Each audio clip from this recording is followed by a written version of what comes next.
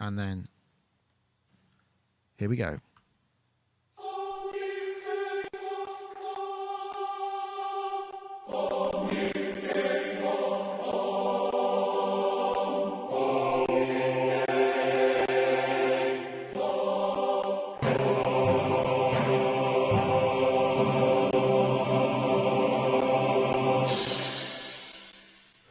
Hello everybody, welcome to Sonic Talk number 276, where it's Scorchio here in the UK. I don't know where about you are in the world, but I think my prediction last week that I said the jet stream is moving, it's going to be hot from next week, because Rich was moaning about the fact that we lived in a medieval society with muddy roads and no kind of drainage.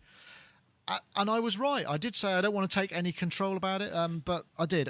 Rich isn't here to defend himself, so it's a bit unfair that I lay into him like that.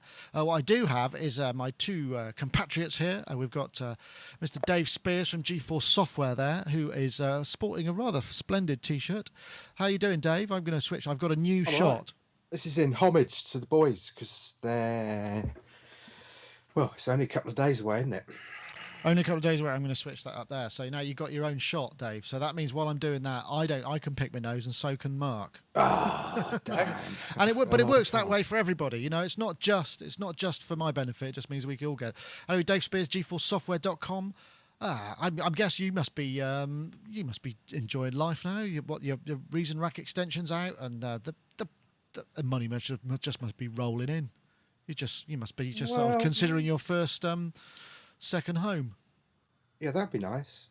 Yeah, no, we don't know. We don't know I guess, anything at the minute, because obviously there is a demo period, and then there's I think we're on like 30 days or something. So we haven't got a clue what any sales have been on the rack extensions at all. It'll either be a massive disappointment, or we'll have a slight celebration in maybe about 40 days time, I suspect. There must be a kind of sense of how it's doing now, I guess. You know, you kind of feeling, you get a feeling from these things. Are you sort of, is it so far so good, do you think? Just in reception, I'm not talking about sales, I'm just talking about how it's going down, really. Yeah. I mean, we've had some great feedback, but it's kind of weird being so removed from it. You know, it's pretty rare. Yeah. We've only really ever had that with Iris, and it's... In some ways, it's really nice, and in other ways, it's a little kind of disconcerting. It's weird not being in the front line for the first few days of launch or something. Right, got you. Anyway, yeah, all good fun, really. Well, anyway, go and find out what we're talking about if you have absolutely no idea what I've been saying. GeForceSoftware.com, and thank you very much for joining us. And we're now going to go to Mr. Mark Tinley, who is over there in Cambridge. We haven't spoken to you for ages, actually, Mark, have we? There's your lower third there. You've got your own shot. You've got a new webcam. Things are looking up, right? Well, they are looking. It's all looking a bit juddery. Yeah, you're not speaking at the moment. Your video's frozen, but it's very vivid in colour. But let's just the audio's working, so let's just kind of count our blessings. On the Microsoft drivers there, then that's what it is. That's it. I'm very well, actually, thank you. I've had various different sort of little mini holidays, I suppose, which is why I haven't been on, and different bits and pieces happening. And I was near you last weekend in Glastonbury, actually. Oh, really? I should have dropped by. Yeah. Would have loved to have seen you. I can't remember what was happening last weekend. Probably some crisis or other. That's all it seems to have been happening since since we've broken up school. But I won't go into that. I went to the Glove in Glastonbury. That was quite interesting, which was in the cannabis shop at the bottom of the high street. Last time I went to Glastonbury, I just got really annoyed because it was full of hippies. I quite liked it because I noticed that there was a chap on the street who was very Tourettesy, who was shouting the C word randomly at people. And I thought, and sometimes in life I jump at loud noises and stuff, and I shout random things out at people as well. And I thought, wow, I just kind of fit in here. Maybe you should come and move to Glastonbury then. Well, maybe, yeah. Might be quite good fun. They've got lots of shops there that they sell lots of jumpers that sort of kooky jumpers. I seem to remember when I was there last. And we noticed there's no juice bar on the high street, so we could just come to Glastonbury and start a juice bar. That would be fun. Isn't that funny? Because Glastonbury probably is the epicenter of cider, and you'd imagine there'd be at least an apple juice shop. Yeah, totally weird. I think you might be onto something there, Mark. But likebeing.com is where you can find out. I noticed you've been posting blogs and what have you a bit more recently, so I'm sure there's more for people to read there if they want to go and visit.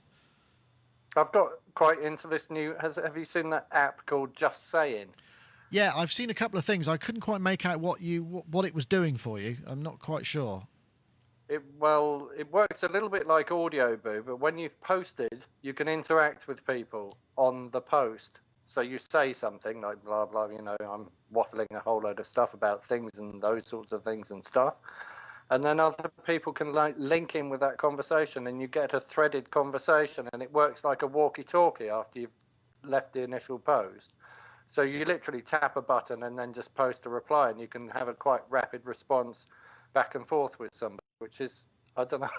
You know what? I always wanted a walkie-talkie when I was a little kid, and I never got one. So now you've got it built into your phone. It might not be that good, but I really like it. That's awesome. Well, I'm glad that it's making you happy there, Mark. Sorry, I've just realised my phone is not on silent, and I'm being a bad boy, so I'm just going to switch to that really and switch it on silent. There we go, as I should. Well, and it's recording and everything. So first topic I wanted to run to was there's nothing to play, but I just wanted to show you this. This is the this is basically, it's like a gold disc for YouTube, and I thought, what a bloody great idea. I wrote a story about it, and this is the news that YouTube have just basically started a kind of gold play button, which is kind of, they send it out to people who've got 1 million subscribers, which is actually about 1 million more than we've got, so we're some way off yet. But you also get various other gifts for rewards for 100,000 subscribers, what have you. And it just struck me as a really nice idea because, I mean, since the demise of the charts and the gold disc, or at least as I remember it, and as it had relevance to my life, this just seemed like a kind of something to shoot for, and just a really nice idea. And also, I mean, there aren't many organisations that one would necessarily think had the gravitas to pull it off, but I think perhaps in this case it's a great idea. I mean, I know Mark, you're a bit of an avid YouTube poster. Is this something you want to shoot for now? You're gonna aim towards 1 million, or do you think they need to granulate it a little bit further down the food chain to people like you and I? You're muted, Mark, I believe. You seem to be. Try that. Can you speak? Yeah, there we go. There he is. Hello? There. Yeah, Mark. Sorry, seems to have gone. I knew you were going to come so to perhaps me, I'll and come I to you realised then. the whole thing's seized up. I just unplugged the webcam. We'll have to have me without a picture, I'm afraid. That's all right. Something terrible is happening in this machine whenever it has video on it. It just fills the memory up, and then the whole thing seizes up completely. Which is kind of ironic if we're talking about gold play buttons on YouTube. Yes. I love the idea of the gold play button on YouTube. It's really interesting to look at their kind of top 10 or top people who've had more than 1 million subscribers as well, because it's not who you would normally expect it to be. It seems to be sort of random teenagers who have something interesting to say or something interesting to show you. World of Tanks, I can see there, which is encouraging to see.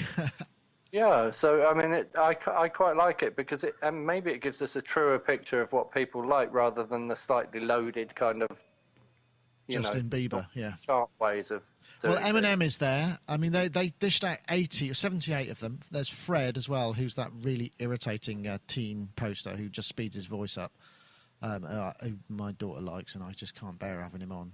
He just shouts all the time. But that's me being grumpy. But I mean, I suppose the idea is that this can work for people in music as well as, a kitten sneezing or whatever, I suppose. Although you're not going to get 1 million subscribers from a kitten sneezing. You'd have to have consistency to your kitten sneezing videos, I guess. So it's encouraging. Did you see that one that's really hit the news in the last week of the child climbing up the door frame? 3-year-old little girl climbing up a door frame. No, I haven't seen that one. It's something I used to do as a kid, and something I think all children do this. They kind of once they get big enough, they stick their feet either side of the door frame and kind of shimmy up to the top of the door frame so that they're the same height as an adult. But this guy filmed his daughter doing it, and it's had like thousands of hits, and it's in the news and everything. And it's like, The bizarre Hey, listen, things listen. people latch on We're to. in the summer, right? So basically, websites such as ours, my news desk editor is away at the moment on holiday, a well-deserved one, I'm sure. And my news output has dropped down. This being one story that I did post just because I quite liked it. But that's what we're looking for. I mean, that's one of the reasons that these things. But it would be nice to make. There are charts for specific videos as well. But it would be. I think YouTube could make more of that. In fact, if there was a sort of YouTube countdown chart for sort of specific areas. So in music technology or music, I mean, the problem was we fall between science and technology and music. And in music, we compete with people like Eminem and Justin Bieber. And in science and technology, we're competing with people like who are doing, just kind of the latest bit of, super consumer technology unboxing. So it's a little bit... That guy that used to be the keyboard player from D-Ream or whatever. Oh, I don't know. Brian Cox. Brian Cox. Yeah. He's but he's a scientist, isn't he? Yeah. Yeah, I suppose he is. I don't know, Dave. Something to shoot for, don't you think? What, 1 million subscribers? God, could you imagine fielding all that nonsense? Yeah, but I don't think you actually have to interact with all of them on a regular basis. They just have to kind of... I guess once you hit critical mass with stuff like that, it grows. I mean, we get about 500 or 600 new subscribers a month. So at this rate, another 20 years or so, and we'll be there, unless it's exponential. Yeah, I mean, it's funny. We looked at something like this when we were kind of doing stuff through dealers. It's like a kind of... I remember going into a local music store a million years ago and, some local star had kind of donated a gold disc or had one made for them. And they were really kind of enthusiastic about it all. And we thought, oh, that would be quite cool. And then, of course, you end up in this position where people go, oh, well, actually, we haven't got any wall space. And no, so it probably gets stuck in a cupboard out the back somewhere. So, yeah, it kind of mixed feelings. I quite like the idea. I don't think it's really applicable to anything MI because we just don't get those kind of hits. But then, conversely, when you look at all of this, there's been loads of stuff, hasn't there, recently in the news with Facebook and... all these fake likes that companies have been assigning themselves and stuff like that. So. Oh, I haven't seen that. I'd like to know how to do it, though. I mean, there are things even like on Instagram and stuff like that, where people are kind of like, pay $99, get, 10,000 likes. And it's just all very open to abuse. I kind of like the quiet, softly approach. But that's because we're British. Yeah. British. Don't you know? Yes. Well, I'm going to flip to see if I can get that. I haven't quite set up me new. Yes, that's it. I'll do that and that. Oh, no, that's not working either. Hold on. Excuse me. I'm having a trouble with buttons. We'll put that there, and then we're all in shot, sort of. It's a great idea. I mean, I just think any kind of charts is a good idea. I mean, we're approaching 6 million video views, which I think is pretty tasty, and I'm just trying to figure out ways to turn that into kind of, just getting the ads on all the videos and all that stuff. But you have to be very careful. 6 million. Wow. And we got 12,500 subscribers, so it's... considering the niche, it's great, but it's very hard to, we're not likely to get any awards or anything based on that because it's so niche, and that's the difficulty. And this is one of those things that again is is still difficult to manage because there's this whole concept of letting people only buy the stuff they want, with cable TV and stuff like that, which is a completely random thought. But the idea that if you let people only buy the channels they want, will that be better for the consumer? And in fact, I actually don't think it would be, because it would mean that we'd all only get people falling off bicycles channel, or do you know what I mean? Yeah. There's been or a The lot Simpsons. of research. We wouldn't actually. We can't be held responsible as society to get the stuff we need. We can get the stuff we deserve, but not the stuff we need, which is a different thing. Anyway, there is. And also, we narrow everything down. I think it polarizes stuff. Yeah. Yeah, there was a really good thing on one of the TED, interviews where the guy was saying that because, we're kind of all of these kind of supposed intelligent algorithms that feed us more of what we're looking at. We just narrow the field and narrow the field. What we want is things that challenge us. And yeah, well, if make us think differently. Ordinarily, I would never have tried that ordinarily, so therefore I'd never have known about it. If I only buy channels that fit my pedestrian mindset, then I'm never going to be exposed to the wonders of some specific wildlife or whatever it may be. We don't know really that. So anyway, but this is kind of a bit random. It's not actually got very much to do with the topic, I suppose, apart from popularity in that sense. But it's interesting stuff, and I think we could do more. I think in the article I wrote, I suggested that we needed a category of award for UK music technology shows with Sonic in the title. Then we'd probably do pretty well. I think we could consistently win that every quarter. Yeah, but I mean, basically, they give out $500 per to 1,400 people, which is probably going to increase as more people use it. So it's like $2.8 million a year they're sending out in prize money and what have you. So I mean, it's nice to see that there's that there. I mean, obviously, as I said again, it's the bank of Google, so it's small fry, but it's I think it's very worthwhile myself. Yeah, interesting. Okay, what's next? Oh, I should actually remember just while I'm there. I got an email from Moldova, who we featured in Sonic Talk number 274. I mistakenly credited him with the creation of the drum machine thing, which was the thing that the piece of technology that people kind of jammed along with. It wasn't actually them. It's a separate UK collective, and so you should go and visit thedrummachine.wordpress.com for more information about that. I think because Moldova had a whole bunch of projects, and that seemed to be one of them. That's where my mistake went. So once again, apologies to them, and thanks to Moldova himself for getting in touch. So that was pretty cool there. Right, what's next? Yes, this was absolutely beautiful, I thought. So I'm going to try and play it from here. Let's see if I can do that now. This is, if I go here and just start playing. This is, she's called EtherealTristesse, and she's playing the Theremin in a kind of very lo-fi video. It's what's it called? It's a subscope Theremin, which is an alternative to the usual Moog stuff. Pierre Yezu.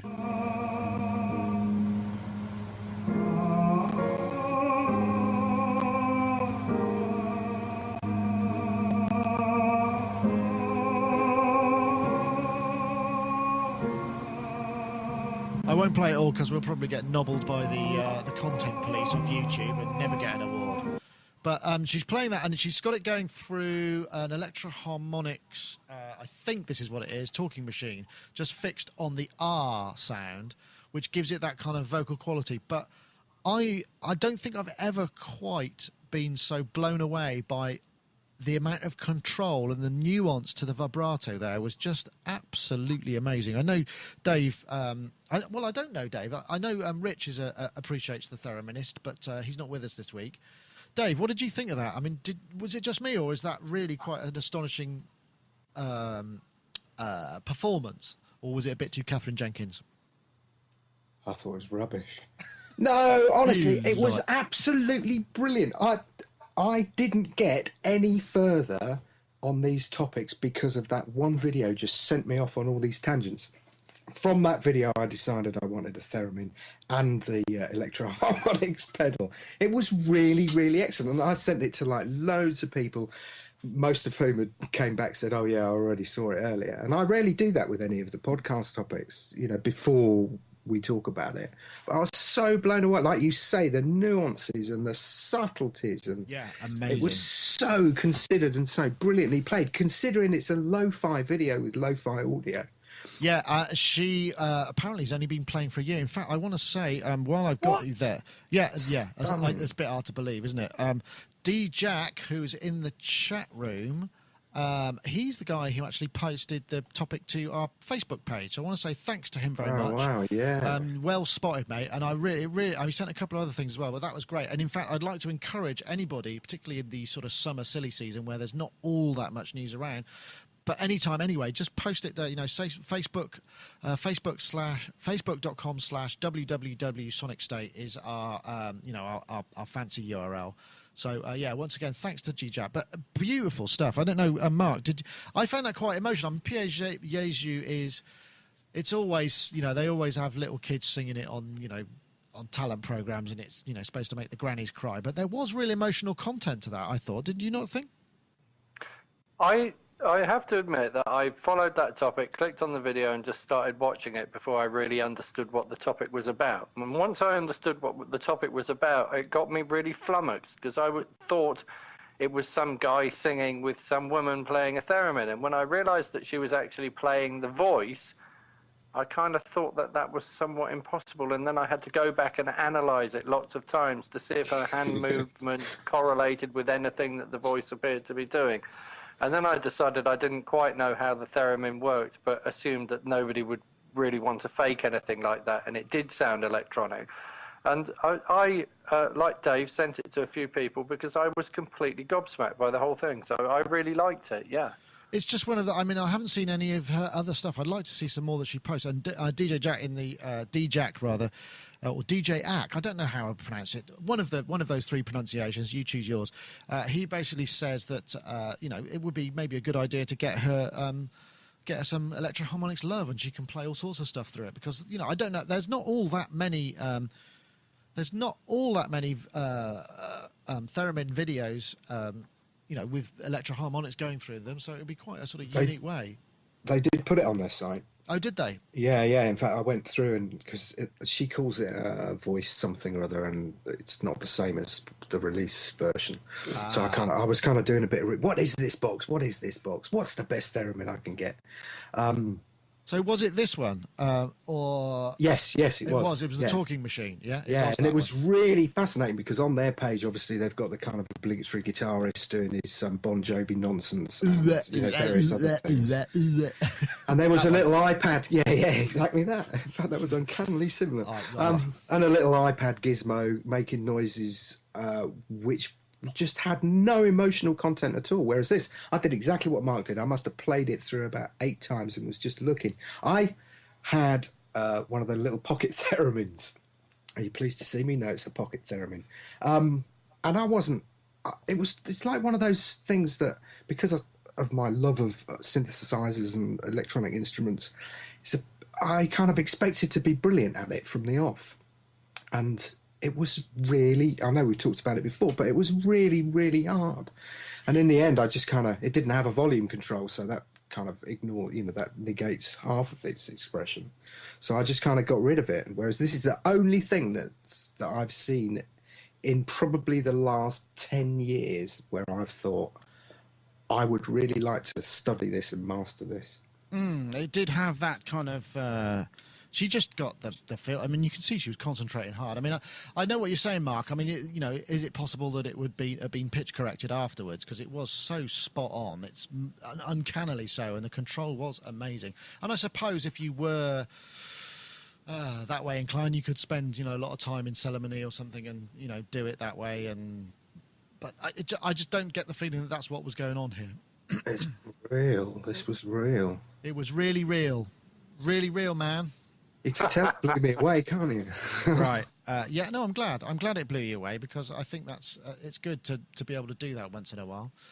Right, well, speaking of blowing away, I've just realised that the disc I was recording the video to is full, so I'm kind of screwed on the YouTube edition of that. So apologies for those of you who were looking forward to the video side. It's just one of those weeks for me, I'm afraid, but I'm not even going to bother to try and fix it because I don't know how long it's not been recording for. I have no way of knowing because I'm facing this way and the screen with it is. I suppose I could have a look. Do you think I owe it to myself to do that? I suppose I should. Just give me a second. What I will do is we just sort of tread water for a bit because I'll obviously edit this out of the audio one and it won't be in the video one because I'm not recording. So excuse me, chat room people. I'll just have to get on with it. 1 second. I'll tell you my joke of the week. But it was. I'm trying to remember. There was one that was a drummer one, which was actually pretty funny. Oh, how tedious. Well, it's recording again now. I mean, I don't know whether or not that means anything to anybody, but we'll have a go. So let's come back to our next topic. Just before I go, actually, she's called on YouTube. The lady is called EtherealTristesse. And there's not an awful lot of videos there by her. If I just flip to that. But yeah, it's really kind of. Let's see if we've actually affected her traffic. No statistics available, but it's only been up there a little while. Anyway, what's next? Theremin's voice. Yeah, I've already got that. This was the. There's this new thing that was released at Summer NAMM, which is the A.I.R, Avid, M Audio, whoever Ignite. It's going to be. It's a new DAW that is sort of aimed at your garage band kind of people, and I think what the plan is they're going to be putting it at pitching it at people who are getting kind of M Audio controllers. I'm going to see if I can play this successfully. This is a Harmony Central video, so I give them full credit for it. So let's see if it goes.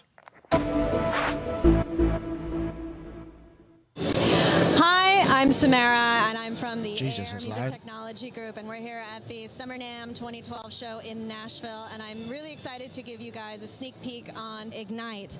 Ignite is a completely new music So it kind of looks like GarageBand. It's got that idea, but what's kind of interesting are these sort of areas of just sort of to be able to capture their ideas that you just drop into the main zone. I'm going to click pretty through it quickly just. right out of the box. One of the things. And it's supposed to integrate with their hardware and software kind of nicely. For musicians to be able and it's going to be free. All these individual pieces. Very aggressive release and development I'll schedule. flip through it. Feature rich as most of our customers would like. And it's got editor in as well. This is an excellent companion to whatever. I'm going to flip through that and you can I'll stop that now and come back to me. But it's kind of an interesting idea, and I can't find any information. I'm in contact. I know, Dave, you put me in touch with a chap who may be able to help. So that Wheels are in Motion, I'm hoping that we can get somebody on to kind of give us a little bit more information, because it looks like a pretty awesome piece of software, in terms of a whole new concept. It's quite a major thing to have to release. Imagine the headache. Guys, that project you've been working on for 6 years? We just sold the company. I'm not quite sure what's going to happen there. So, obviously things are a little bit up in the air. But Dave, have you actually have you seen this, as a developer? Does it support? Do you know anything about it at all? No, nothing other than what I saw there. Did you? The thing that looked quite interesting is the way you kind of drop these clips and they just sort of happen on the canvas rather than the timeline. Yeah, I've got kind of mixed feelings about this. First of all, I like that idea because virtually every electronic musician or computer-based musician that I've spoken to over the years has about a gazillion cyclic 16 or 8 bar loops that all sound fantastic, but they go nowhere. Yeah. So actually, in a kind of collaborative sense, it might even in a fun sense, it might be really good, because you could kind of go, okay, take that and sling that there and whatnot, and just see if it works. But actually, conversely, it worries me a little bit, because I don't like this idea of very fixed 8 or 16 bar loops. I like that idea of things merging into each other, and the transitions being semi-invisible. So yeah, very mixed feelings, but it'll be. I don't know what the details are. It may be feasible to. I'm guessing it's not going to be a super complex NLE kind of DAW situation, because we got plenty of those already. So this is more of a sort of, hey, I'll have a bit of that and a bit of that. So maybe that's going to work. I don't know, Mark. I know you didn't get a chance to research the topics, and this may well be I did watch that one. I got as far as that. Well, that's good. And I watched. Her explanation of it was that it still was a sort of timeline, that when something was running along one of those, I didn't quite understand it, actually, to be honest. She said when you can link things together, can't you? So you can have 3 blocks and you can paste them all together, and then it just plays through those 3 blocks. Then she stuck one in underneath, and she said when it gets to the point where that block starts, that one will start and loop. And I wasn't sure if that meant as it ran along through the 3 and got maybe 2/3 along the 3rd one, which is where the one underneath was lined up with it, that it would start then, because it didn't appear to do that. It sort of started on some kind of imaginary timeline that was in the background. So there must be a start. I don't know. Akai Pete, who is our sort of resident, he has involvement, shall we say, with said company, said it's very well done, and he's genuinely impressed by it. So, as someone who's obviously seen that, it could be interesting. Because, the thing is with these things, you never know that there might not be just a slightly different way of looking at it, that everybody just goes, wow, and somebody figures out how to kind of abuse it, and so it creates something that you just can't get anywhere else. Yeah. The other thing is, I mean, these things sort of all evolve, and people have ideas out of people's working practices, and they fix things as they go along, and it all gets cleverer and cleverer. And I upgraded to Logic 9 at last out of sort of, well, I just thought that I ought to, really. Why ever not? But I noticed like a whole load of little tiny little details in that have just speeded my workflow up so much. Like if I drag an Apple loop in that's on the right hand side that's made up of an instrument, if I drag it to an instrument track, it drags a whole load of MIDI notes. If I drag it onto an audio track, it just creates an audio version of itself. And that in itself saves me ever having to bounce it, and it's just kind of done. And those little tiny things are things that make working with that program easier and faster. So if somebody's looked at all the digital audio workstations out there and gone, I'll have a bit of that and a bit of that and a bit of that. In other words, if somebody's written this program who in their own mind has a good workflow or a good working practice, and they follow their working practices and lay it out in such a way that somebody can understand it simply and use it quickly and effectively, then it's going to be a hit. That's I mean, and let's not forget, I mean, this thing's coming free with what does it say? It's going to be beginning of Q3 2012. All M Audio keyboard controllers will ship with Ignite included. Other brands of the InMusic family will include Ignite on selected products. But the initial product release will be followed by a number of scheduled releases designed to address the complete music creation process. These can span content access, music creation, collaboration, finishing, publishing, and live performance for both keyboard musicians and analog sources. I mean, it looks like, in the way that we've had convergence in other areas, this is starting to happen very much so in the creation process. Look at the Nimbit thing, and also the Bitwig thing as well, which was very impressive that I saw the other day. There is one other important factor as well. Yeah. I don't know. I wasn't quite listening to what you said then, so I hope I'm not going to say the same thing that you just did. And that is, if I'm running a big commercial studio and somebody walks in through the door and says, I've got this song, I just want to throw it up on some faders and listen to it and do a bit more work on it, and then the commercial studio turns around and says, what format are you in? And they say, I wrote it in Ignite. There needs to be a compatibility path for it to be an effective thing that people are going to use. Because if everybody in the big studios turns around to the little guy at home and says, oh God, not that bloody thing, you don't want to be using that, why don't you use Pro Tools? It won't ever be a hit either. So it needs to have a compatibility kind of path, like GarageBand. That's interesting. I will recommend GarageBand to people, because I know that if they use GarageBand and they write something in GarageBand and they bring it to me, I can just throw it up in Logic and we can carry on working and make it, take it to the next level. That's a very good point. I mean, I suppose, all being, if things hadn't changed and this was still under the Avid sort of umbrella, then one would assume that the Pro Tools compatibility would be built in. But you've got to bear in mind that most of the development of this happened while Avid were in control, so presumably it's probably already in there, because I mean, it's only, the purchase was only announced a couple of weeks ago, and then 3 days later this is going to be, that side of it. Akai Pete said it's, let's have a look. The keyboard isn't a dongle, but it's tightly integrated with the software, as you'd expect. So, it means, I mean, I think one thing we should probably reiterate is this isn't designed to be, Pro Tools or Sonar or any of those other things. It's kind of, it's just a way to get you going, but maybe there's a way to bounce stems out of it. But that is a very good point there, Mark. Avid did something like that before. Years and years ago when we were there, they had a little thing, and I can't remember what it was called, but the whole thing was to get people to buy into the whole very, very, very cut down Pro Tools. And that was they kept referring to it as a garage band killer.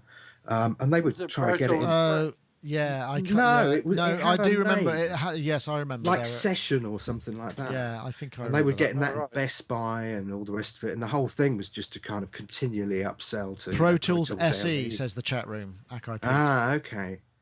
And I hope that this is significantly different, and I hope it is. I'm sure it is, because Mark, who's I gave you the details of is a really good friend. I won't say what. I'm just going to put this up here just because it's slightly amusing. What does SE stand for? Happy Fun Team. So I won't say the word just before anybody decides to blurt it out. But anyway, very funny. Right. Well, that's an interesting thing, and I'm looking forward to getting some more information on that. And hopefully, between us, we'll be able to get there. Now, this next one. I suppose no, it's time for the ad. I keep forgetting about that because it's a new one. So I'm going to hit that, and I'll mute you guys while I wax lyrical about our advertisers. Let's have a look. It should be coming up any second now. We want to say thank you very much to our sponsors. Yeah, here we go. This is Yamaha. Yamaha, of course, have been with us for some time, and now what's happening with the latest sort of promotion that they've got for us is their world of applications. And the thing about this is it's actually got an enormous... There are over 20 of these things. They've got a variety of possibilities, including editors for their mocks and the mocks, the Motif XF, the S90X, the S70XF, the Motif XF. So you can get voice editing, performance editing, effects editing, EQ, all that kind of stuff.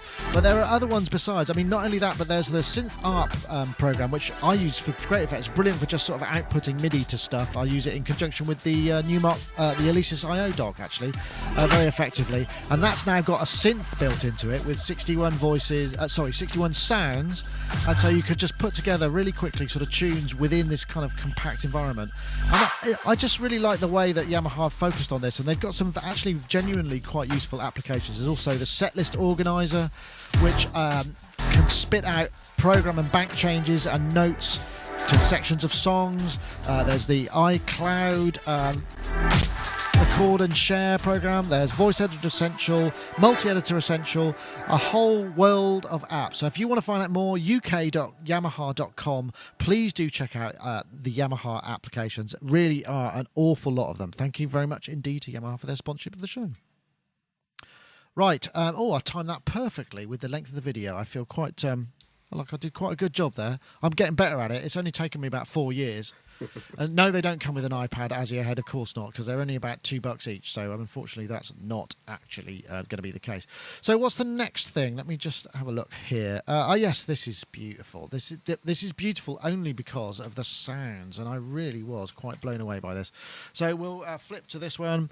This is the Dark Zebra, which is a video that was put up by the guys from Yuhi. This is a collaboration of Hans Zimmer, Howard Scarr. Obviously, you know, he's just done the score to the The Dark Knight Rises, which is the latest Batman blockbuster. And these are 400 presets and a kind of new skin that will go together with... You have to have a Zebra 2 license already. This video is, like, I don't know, 10 minutes long, but it's just full of some amazing sounds. I really was kind of...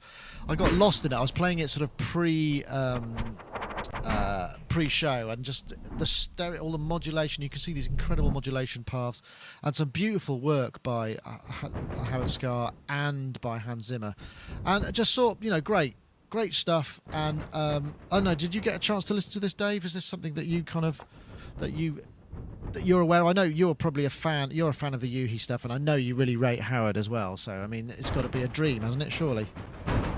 Yeah, I do own Zebra 2. I don't use it that much, I have to say. But yeah, all good.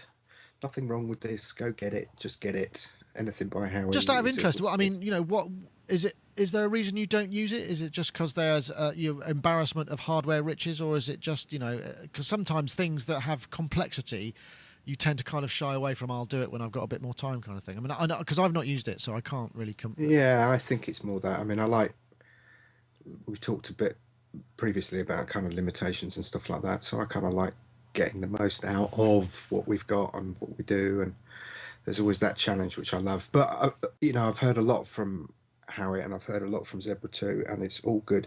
There is one thing, and I really don't know whether I should say anything about this, but you know, this industry is kind of full of skullduggery, and I don't, you know, in light of recent events, it's kind of weird when other companies get emails from people who are totally disconnected with anything, But in light of recent events, people have actually, I've had like 2 emails from people asking whether I think it's appropriate name considering what's happened in the news over the last week. And I do think it's a little bit disingenuous. We had a very similar thing years ago when we launched Oddity on, I forget which date it was, but it was like the 14th of December. And we just got this kind of 2 or 3 really heavy duty emails without ever explaining why it was a bad idea for us to release products on those days. And it turned out it was Pearl Harbor Day. But, you know, I kind of do think the email that I had over this, I've replied and been pretty forthright and pretty blunt about it. I don't think it's fair to associate any developer with a name of a product or a date with anything that's happened recently. I just want to get that off my chest. Yeah, well, there was a very interesting post actually by Gina Trapani, who is one of the kind of twit people. It's a network, technology network, and it was actually a Chris Morris piece.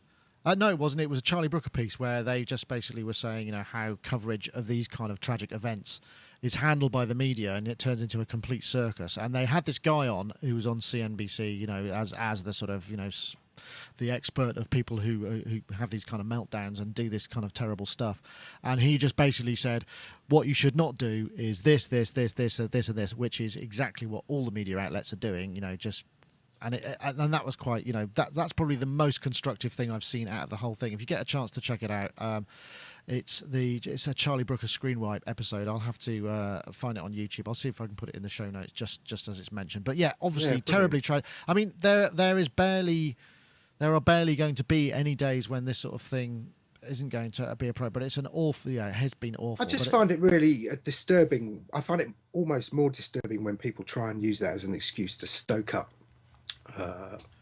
not even rivalry between developers, just grief and nonsense. Yeah, well, it's grief. It's very sad and tragic. But having said that, yeah, this is great. Aren't these sounds great? Mark, did you get a chance to listen to this? I mean, I'm guessing maybe you didn't make it this far, but no, I did. I listened to this as well. Pretty much after this, though I haven't researched past this point.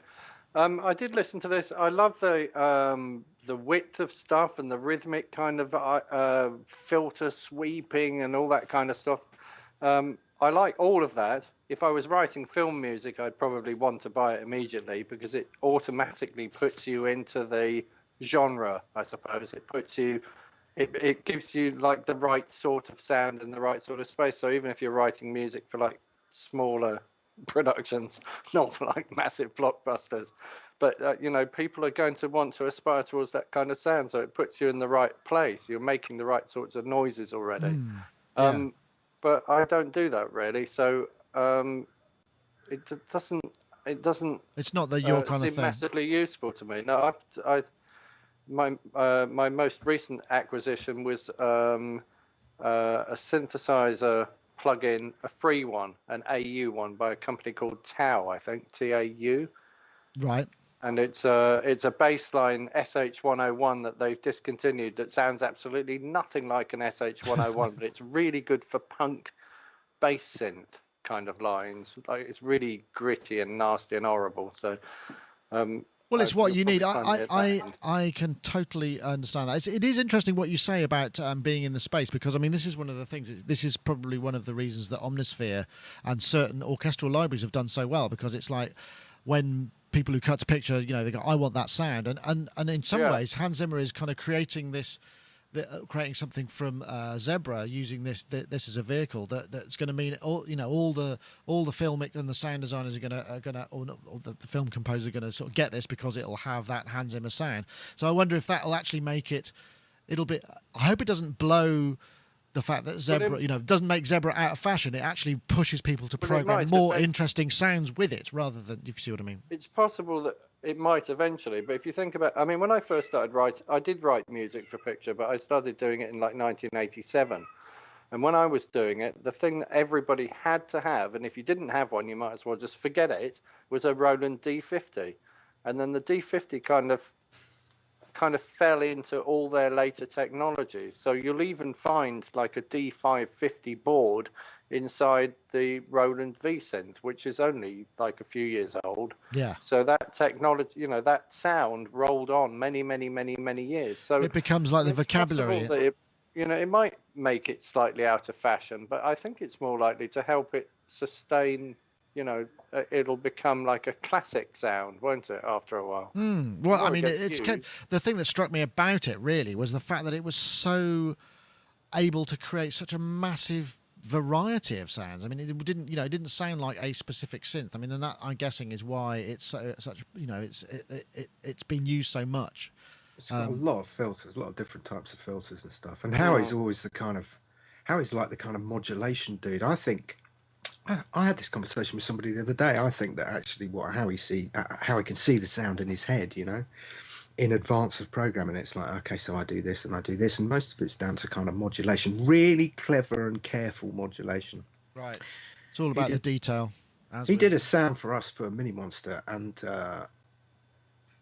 it was a sound that actually, until I heard it, I wouldn't have thought it was possible from that instrument. And it was all down to the modulation, all the extra LFOs and stuff like that. And the first thing I did when he sent it through was just dissect it. And it's really fascinating. And the stuff he did for Access Virus and stuff like that. It's all similar kind of thing. And like you say, it's in the middle. It's a musical, they're musical patches.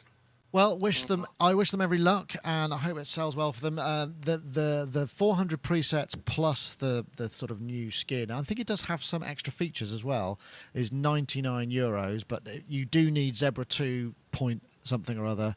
I think the current version is 2.5 point something or other, to be a license for that to be able to use it. So you know, it's not just the €99 for anyone who was perhaps not clear about that. But yeah, great stuff. Right, what else then? Oh, I forgot about this. I'm mostly robot. Oh yeah, God, I didn't even get that far. That was a bit stupid of me. I haven't prepared anything else. I didn't think I'd get this far. I don't know what happened to me. I think I just sort of must have spaced out while I was doing the notes. I've got all this other stuff, but I haven't actually set the links up or anything. Oh, did you see the PSP AudioWare, the Aurea multi-track software on the iPad that we covered sometime after NAMM? It's now finally in the stores. Have you seen any of that stuff, Dave? I did look at the video that you sent through. It's kind of weird because it was somebody else, wasn't it? I did have it here. It was somebody else, and now it's in conjunction with PSP. It was, what's the name? Wave Machine Labs. That's right, Wave Machine Labs. So a PSP Audio were a good company. They got a great reputation. So I'm kind of more interested in the PSP side of it. Yeah, I'm sorry. I can only apologise. I don't know quite what happened there. I must have just zoned out. In fact, I know what it was. Just before the show came on, I got a call from this guy from the Gadget Show, who said, "I'm really loving your work, and what's really weird, we sort of look exactly the same, except." I was going to say, he's like your brother. Yeah, exactly. He said we're exactly the same, aren't we? Except I said, except you're younger and probably more trendy than I am. But and he's setting up a studio and has asked me to come and help him kind of I don't know, just work on some stuff. So I'm hoping there could be an interesting link up there. I mean, it'd be nice to kind of get Theremin says gay Nick. That's quite funny. Yeah, we like the other girl. We like the girl on the Gadget Show as well. Yeah, no, it's a good thing. In fact, I mean, one of the things about that is saying, you know, that the Gadget Show is obviously designed to really sort of front and center kind of consumer stuff, and you know, the stuff that I'm doing is much more niche. But and he was saying that he'd like to be able to do that kind of thing, but it's just not appropriate for that particular thing. So Diego was on it, wasn't he? Oh no, he wasn't on it. They did a little piece about burning piano. Oh, did they? It's inevitable, really. I recorded it for him and sent it through to him years and years ago. Excellent. Oh, your video's gone. I better switch back to mine then. I don't know what's happened there. So I'm afraid that does mean that I can save a couple of topics for next week because, frankly, I obviously haven't really got it together properly. I'm very sorry about that, but it's been very hot and distracting here. And in the summer in the UK, it's been. I'm very, very glad that both of you have actually joined me this week because it was up until kind of 20 minutes before the show. I wasn't entirely sure who was going to be able to make it. As I said, PJ's obviously got a lot of work on because he's been doing deadlines with, been up all night, so he's just unable to do it. Rich is doing a big gig in New York, which I think it might be his yearly charity thing that he does with Niall, and he's coming to the UK again tomorrow. And Gaz is in Tokyo at the moment. In fact, I saw a little Facebook tweet for him saying, "I'm so excited! I finally get to use one of these automatic toilets that I've heard about," with a picture of the toilet, which I thought was brilliant. So maybe we'll be able to get him to tell us how it went, as it were. He was quite thrilled. I didn't get a chance to check the picture out in full, but. Great fun. Actually, one thing I do want to say at the moment, this was another topic, was that we've also, of course, I sort of mentioned it briefly last week, is we've got the Isotope competition, which is now running. So basically, this is amazing. They've been incredibly generous. It's an Isotope Iris competition. You basically go and download a free 10-day trial of Iris. If you've already done that and you've run out, you can email them and get an extra 5 days. You create an entry, under 60 seconds demo entry in either ambient, pad, melodic, or sonic talk category. We've got a few clips to download, which was kind of fun. We've got some chuckling, lots of chuckling in there, and various things like that. And the prizes are absolutely astonishing. The first prize is you get to choose £2,000 worth of Isotope products. You just basically go shopping in their shop and have what you like, and that's it. And you also get to be a guest on the Sonic Talk show. Tell us how you used it, and get a little guest slot in there. And of course, a Sonicstate T-shirt, which is frankly probably the most valuable amongst all of them because they are priceless practically. Then you also get. That's the overall winner. You also get featured in future sound library as well. The other categories are there are 5 categories. There's also a most popular category, which is one for I think it's the most players, the most likes or whatever on a track that's been uploaded, and you get £1,000 worth of software in each one of those 5 categories. So I mean, they really are pushing the boat out, and I think, to be honest, I'm just shocked that they've chosen us as their partner. I'm very glad because obviously we were part of the inception of it to a degree. I think I put it as a place where it was helped to germinate, because Dave, of course, you were the producer, which of course you cannot actually officially enter, I'm afraid. But you might get called in to judge. They've just done they've just done an interview with us, which is really kind of interesting. And it was so well researched, going back to the whole podcast and Sonic Talk. They even knew which number it was and stuff like that. Yeah, and I had to ask them because they said you should put a link up to it. And I said, yeah, I don't know which one it was. Can you remember? So I did that. But we've had, there's like 30 entries already so far. I know we only launched it last Thursday or Friday, I think it was. So they're coming in thick and fast, and they're all pretty good. It's quite interesting to hear. There's definitely a sort of, it seems like there's a sound. It seems to be leaning. There's more pad and ambient than melodic entries and stuff. So it'd be quite interesting to see them mix it up. So it's down to what you should do is check out the entries that have the categories that have the least entries in them, and enter in that, because obviously that would be you get a better chance, because ultimately there's only going to be. There's going to be less for us to choose from as judges. But it runs till the 30th of August. We'll pick the winners shortly after that. I know, Mark, have you had a chance to play with it? I know you were involved in Iris as well. I think this is why I didn't research the topics, actually, because I did spend rather a lot of time listening to people's entries yesterday and going through them all. So, yeah, I have had a bit of a chance to go and have a play. I haven't actually entered myself yet, and I'm guessing that I probably can't enter under my own name. But no, I don't think you can. No. Yeah, they are. The thing that's quite interesting about doing a competition with people who are as large an organisation, or as kind of together an organisation, is they have to be very careful about the rules, and we can't. Whereas I'd normally go, yeah, it's fine, it's only a couple of seconds over. But actually, because of the amount at stake, you don't want people sort of trying to sue you because you were you gave the prize to somebody who was 1 second over. But they've been really, really helpful in sort of pulling it all together. And in fact, SoundCloud, who we're doing the competition through, because it's easy just to upload the sound, they tweeted it out to like 350,000 users. And I was going, oh my God. So last week I was kind of worried because I was putting all these servers together to sort of cope with this because I was thinking this is going to blow us up, you know.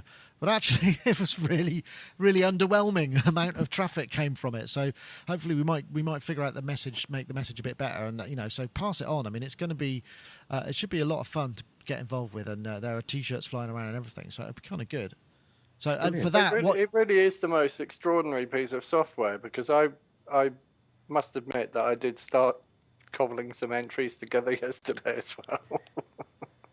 You deviant. And I did start pulling bits of. So I pulled PJ doing this kind of thing off the download, and I dropped it into the software, and within like minutes, I'd turned it into something really musically usable.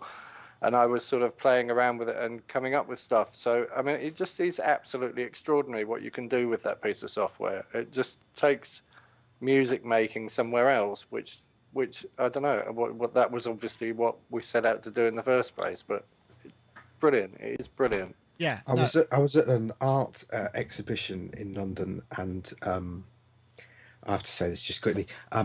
So it was Carl Hyde's art exhibition, and people like Brian Eno and Bob Geldof and various other people were there. And of course, because you're in that environment where you can kind of say hello and then you have to move on to the next person and everything's quite rapid, I kept getting introduced as the person who created Iris, which was just hilarious, because before I could kind of go, and no, not exactly, you know, everybody was going, oh man, that's such an amazing instrument, such an amazing machine. I mean, I was just like, I said to Chris afterwards, it was incredibly embarrassing, and I just kind of wanted to email everyone going, actually it wasn't me, there was a million people involved, and it was all. Yeah, but you've got to bear in mind that a lot of these people, you know, your Gabriels and your Enos, have people that do stuff for them, and then it comes out through their brand. So you can think about it in reverse to a degree. You know, you're just kind of getting some love back for all the times when you've actually had zero credit for doing all of that stuff, making that record sound great or whatever. Yeah, you're the man who had the dream, though. You're the guy that actually thought, oh, well, if you did that and that, that might work. I mean, without that thought, that never would have happened. So it is an important kind of, you know, you're the seed. The seed. We were the seeds. Yeah. There's got to be a show title in there somewhere, isn't it? About that's a good name for a band. The seed. I'm trying to think of how that might apply without actually sort of triggering any kind of parental guidance things on iTunes or whatever. So yeah, if anyone's got an idea for the show title there from any of the conversations we've been having today, please do pop them into the chat room, and I will do my best, because frankly I can't be trusted with pretty much with anything at the moment. So I think I probably need to have some help. Seeds of love, seeds of iris, possibly seeds of that might be that we could just deepen your embarrassment. I feel, Dave, quite easily, just kind of make it even worse. It was me, actually. How about that? No. It was like one of those, you know, if you had to kind of just a minute more with somebody, you could kind of go, oh no, because there is a million miles between an idea and actually a product, and it was just one of those little things. Anyway, on that note, I'm going to bugger off because I have to go, but I want to say good luck to the boys for the opening ceremony this Friday. Yes, yes, exactly. We've got the Olympics, haven't we, and everything. Travel chaos has already ensued, apparently, and Weymouth is closed unless you want to go to McDonald's, I'm told. There's all sorts of fabulous rumours going around on this, actually, but we shall see. But yes, I hope that everybody enjoys the Olympics, and we'll be back again next week. And once again, do not forget to, if you want to enter that competition, there are some, you know, we're talking, what are we talking, 7 grand's worth of prizes available. Wow. You know, that's astonishing, really, isn't it? So sonicstate.com/iris is where you want to go for that. And that'll give you all of the stuff. So please do. And thank you very much, everybody, for joining us. Thank you for those of you in the chat room for taking a break. I'm sure you'd rather be outside where it's not so hot, but I do appreciate you coming in and giving us a bit of support. And I'm glad I managed to get my 2 compatriots here to join me, because without them, this show would have been exceedingly tedious. So I want to say, first of all, thank you very much to Dave Spears, GeForceSoftware.com. If I just push that fader there, we got it. Thank you very much for joining us. I hope you can maybe go out for a bit of a walk and get some fresh air, because I bet it's hot in that garage there, isn't it? I've been doing it. I've been getting out every single night since the old diagnosis, I've thought, right, okay, I really finally, you know, I've probably pushed it as far as I can. I better go and do something about it. So after 2 weeks of going out and gradually kind of, you know, jogging up a bit of an incline, it's a good lap. I weighed myself, 1 stone gone. Bloody hell. And I haven't given up drinking, so it's a win-win. Low-fat beer. That's the answer. Yeah, please, somebody, yes. Oh, well, congratulations, Dave. That's really impressive. Anyway, thank you very much for joining us, Dave Spears. And also, we'll say goodbye to Mark Tinley, who's still resplendent in his vibrant shirt, blue jacket there. Thank you very much, Mark, for joining us. And I really do appreciate it. Maybe I'm just trying to think what we can do about your video, but that's a pretty good poster frame, so I wouldn't worry about it. Anyway, Mark, that's it. Thank you very much for listening. That was Sonic Talk number 276. You can say goodbye now. Sorry, the phone's ringing. So I'll say goodbye, yeah. Okay. All right. I've just noticed on Wikipedia that Iris is the daughter of Thaumas and the cloud nymph. Don't drink all of those, please. Sorry. It's all got domestic here. Please, no. All right. Cheers, mate. I will see you very soon. Bye. Thank you very Have much. fun. That was Sonic Talk number 276. Goodbye. Cheers.